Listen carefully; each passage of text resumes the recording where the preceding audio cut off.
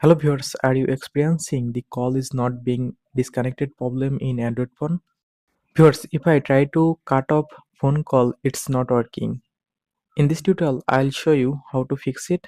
So let's start. For fixing this problem, first of all tap and hold on phone call apps. Now open phone app info. Just click on I button or app info. Now scroll down. Tap on storage. Tap on clear cache. Now go back. Tap on force stop. Tap on OK to confirm. Now go back to home screen. Now normally restart your phone only for power off and on.